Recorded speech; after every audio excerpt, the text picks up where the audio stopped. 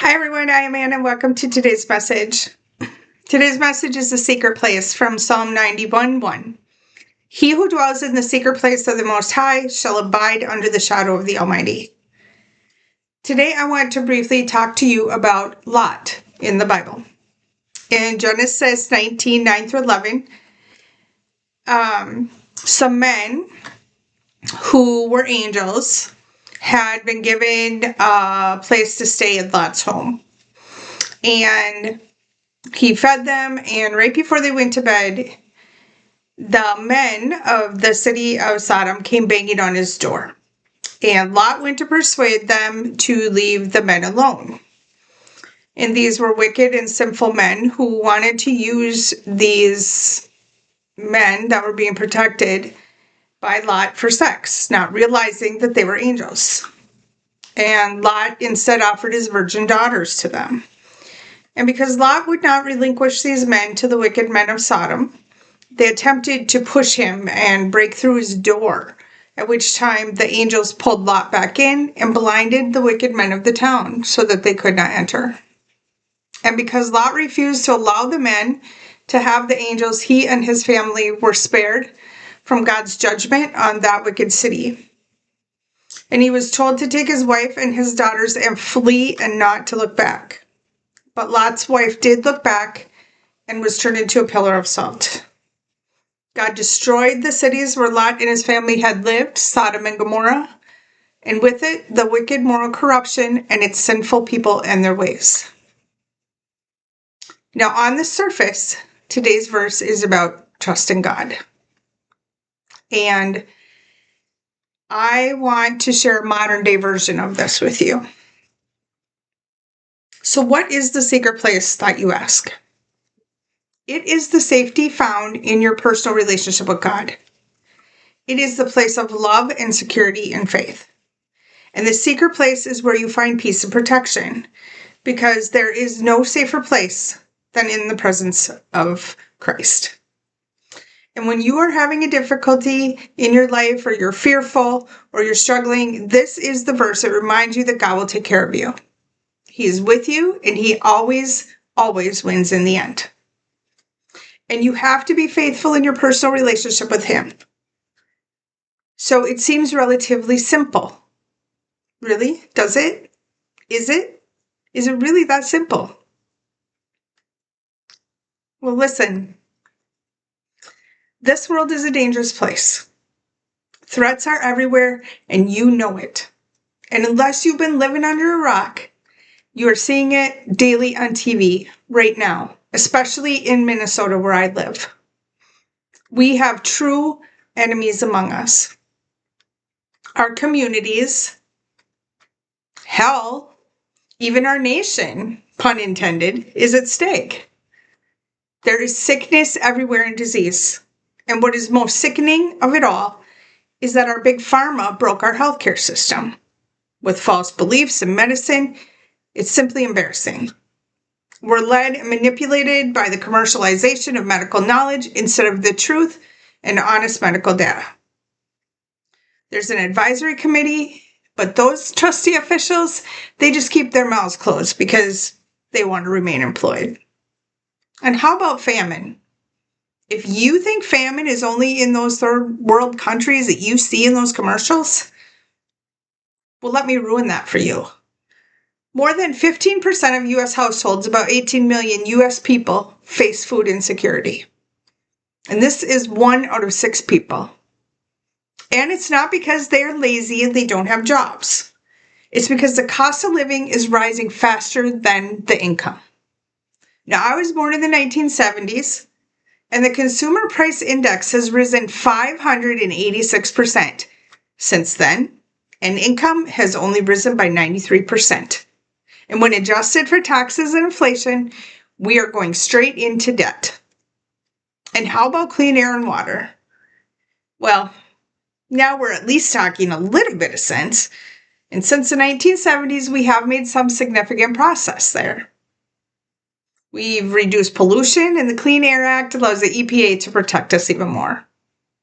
But even though more polluters are held accountable, We are offered some protection from the feds.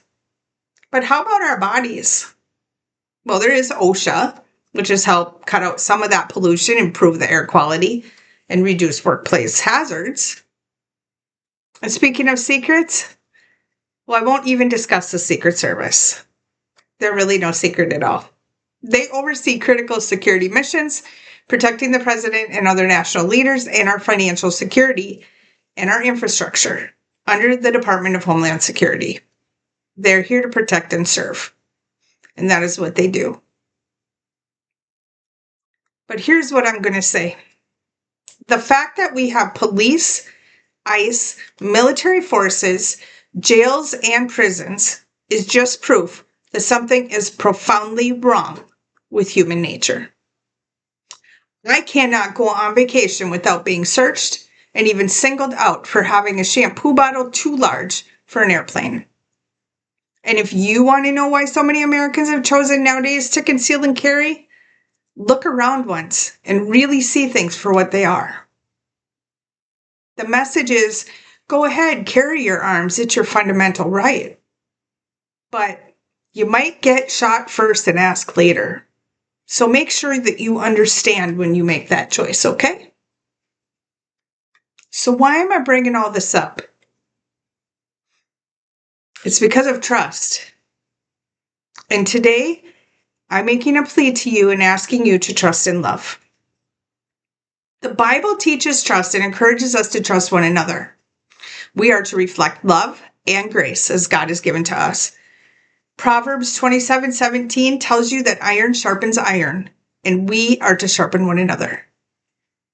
And Psalm 118:8 says to trust in the Lord and not so much in humans. And the verse I shared today from Psalms, put your trust in God and find security in Him.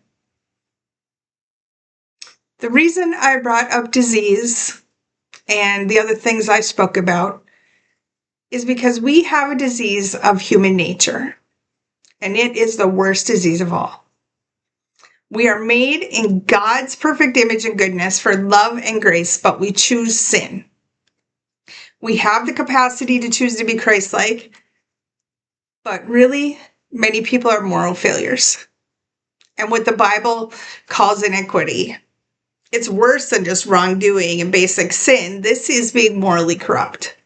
This is being distorted and crooked. And this is what separates and alienates people from God and from each other. Iniquity. And it weighs heavy on us as humans, but collectively heavy on us as a nation. The burden is now becoming too heavy to bear, as we see on the nightly news every single night. It makes us so sick that our faces are hidden from God, and He cannot even see us anymore. James 1:27 tells you to refuse to let the world corrupt you. Proverbs 25:9 through 10 tells you not to betray or lose your reputation. And how about John 10:10? A thief's purpose is to steal, kill, and destroy. And John 10:13, the hired hand runs away because he is hired and cares nothing for the sheep. He lacks genuine concern. He is simply hired for the money. Well, here is what I'm going to say about that. When one digs a pit quietly and intentionally, they truly believe it's going to work. In fact, they're certain. But the Bible will tell you those who dig a pit will fall into it. They'll even put your name on it, like it's meant for you. They have wicked tongues. They dig in the dark, and they continue destruction of human life. But I am here to tell you today one thing. The pit being dug, it's not for those who are making the choice to follow God and choosing to love in Jesus. Those who dig fall in the pit or are pushed by those more wicked than even they are. And the Bible teaches us that while we should trust people as an essential need to build each other up, we have to be balanced enough to place our trust in God first. Because humanity is flawed and imperfect and wicked. And those who are corrupted in power and their wickedness, they will fall. You see, what they have meant for a trap will be the very place that they'll fall into. And it will collapse on them. It's God's promise. And it is God who gives us wisdom and grace.